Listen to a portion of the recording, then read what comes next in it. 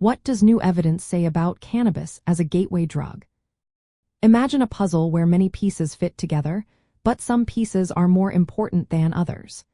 Recent research is helping us understand whether cannabis is one of those key pieces in the puzzle of substance use. For a long time, many believed that using cannabis would lead to using harder drugs like methamphetamine or heroin. This idea is called the gateway drug theory. But new studies are challenging that view. Research from different countries, including Japan, shows that most cannabis users do not go on to use more dangerous substances. In Japan, cannabis usually comes after alcohol and tobacco, not before. The chance of someone moving from cannabis to more harmful drugs is actually quite low. This suggests that cannabis itself isn't a strong cause of progressing to other drugs. In places where cannabis has been legalized, like Colorado, studies show no increase in the number of people developing substance use disorders or trying harder drugs.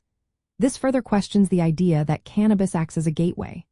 Some research hints at a possible link between cannabis and opioid use, but it is not a clear cause and effect relationship. Many people who use cannabis do not develop problems with opioids or other drugs. Animal studies have looked at early exposure to THC, the main psychoactive ingredient in cannabis. These studies suggest that early exposure might increase some animals' chances of addiction. But translating these findings to humans is complicated. Human behavior is influenced by many factors, like genetics, environment, and personal choices. When we think about cannabis use disorder, it is a real condition. It involves problematic cannabis use that affects daily life.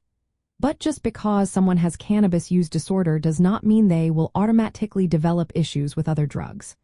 Often, there are underlying vulnerabilities, like mental health issues or social factors, that increase the risk of using multiple substances.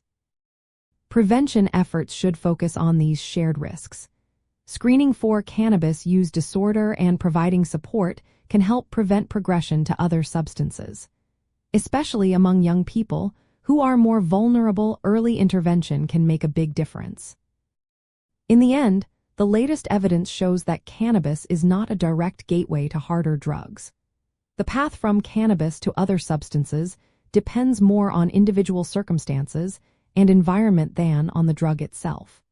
While cannabis use disorder is a concern and needs attention, it is important to understand that most cannabis users do not move on to more dangerous drugs.